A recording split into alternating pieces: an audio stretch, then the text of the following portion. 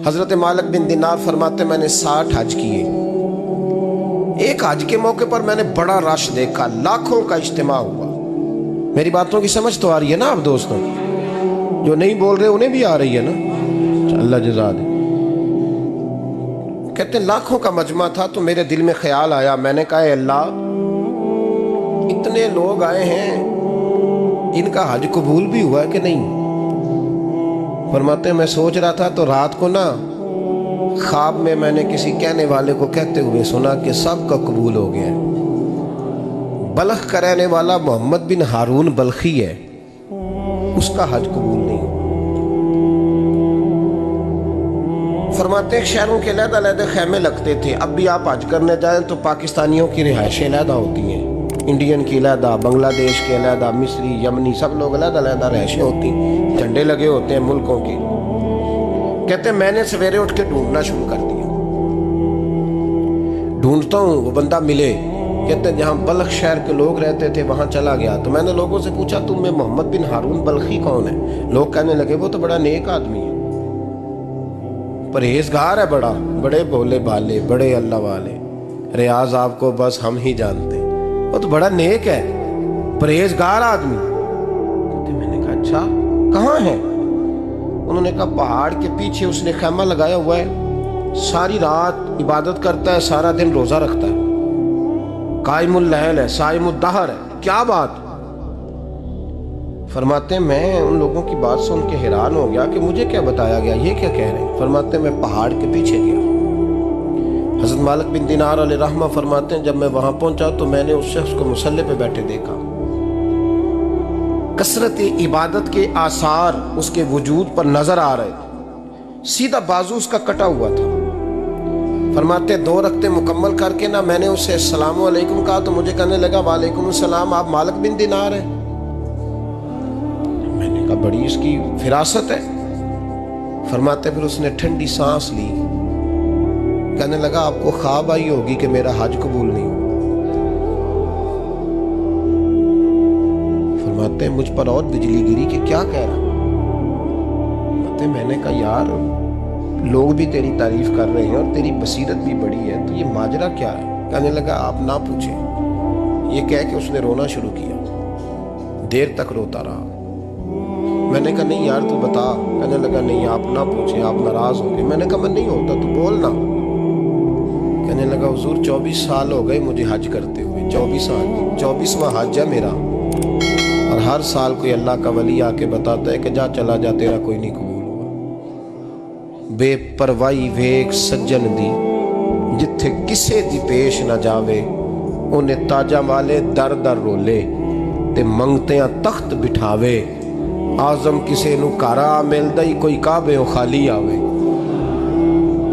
कहते हैं उसने मुझे कहा हुजूर 24वां हज है, हर साल कोई बताता है। मैंने कहा तेरी गलती।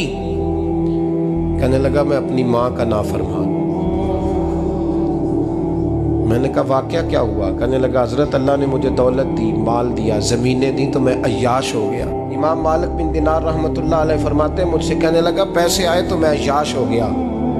रमज़ान का महीना था, असर के बाद मेरी अम्मा इफ्तारी की तैयारी कर रही थी, मैं गया, मैंने कहा शराब पी हुई, अम्मा रोटी दे। तो अम्मा कहने लगी शर्म कर, शर्म कर, रोज़ा रखा नहीं तो जिन्होंने रखा है उनका तो ख्याल कर।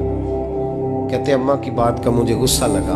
मैं कहा करता हूँ बदनसीब है वो बेटा जिसका बाप उससे बात करते हुए डरता है कि पता नहीं कहाँ से बोलेगा।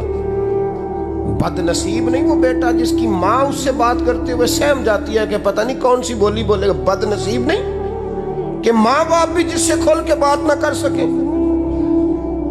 हजरत मालिक बिन दिनार से कहने लगा अम्मा ने जब कहा ना शर्म कर तो मुझे गुस्सा आया, मैंने माँ को थप्पड़ मारा और मेरी माँ जलते हुए तंदूर में गिरी। लोगों ने मुझे पकड़ के अंदर बंद कर दिया कमरे में। सारी रात में शोर सुनता रहा पर नशे में धोत रहा। सवेरे आंख खुली तो मेरी बीवी बैग बांध रही थी। मैंने कहा कहाँ जा रही हो? कहने लगी जो माँ का नहीं बना मेरा कैसे बनेगा? वो मैंने कहा मेरी अम्मा का वो तो लोगों ने रात को ही दफन कर दी जनाजा पढ़ के। तड़प के कहने लगा मुझे क्यों नहीं बताया? तो कहते हैं लोग कहने लगे तेरी मरती हुई माँ कह गई थी इसे मेरा मुंह ना देखने देना। मेरे जनाजे के करीब ना आए। हज़रत मालिक बिन दिनार फरमाते हैं जब उसने ये बात सुनाई तो मैंने भी उसके मुंह पे थप्पड़ मारा। मैंने कहा तो इसी काबिल है।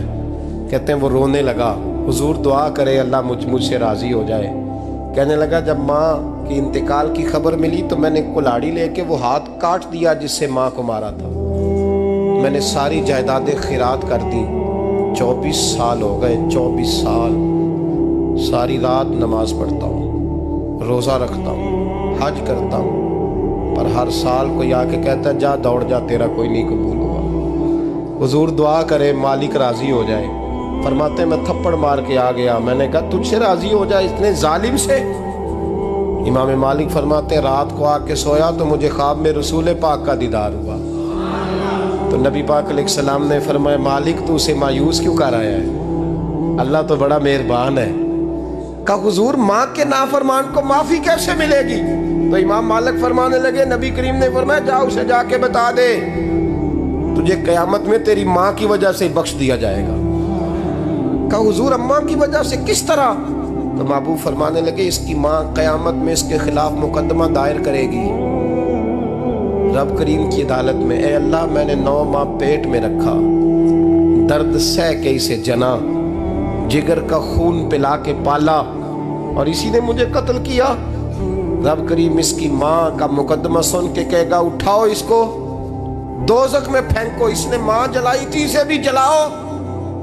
महबूब फरमाने लगे जब पकड़ करके मालिक उसको मोहम्मद बिन हारून को लोग ले जाएंगे ना जहन्नम की तरफ,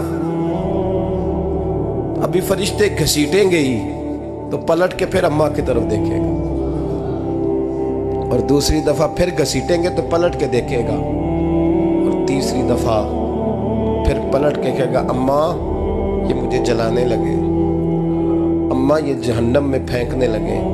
मेरे हबीब फरमाने लगे वो जल के मरने वाली माँ वहाँ भी बोल पड़ेगी, कहेगी या अल्लाह चल मैंने माफ़ किया तू भी माफ़ कर दे। ऐ अल्लाह मैंने माफ़ किया तू भी माफ़ कर दे, अल्लाह तू माफ़ कर दे इसे।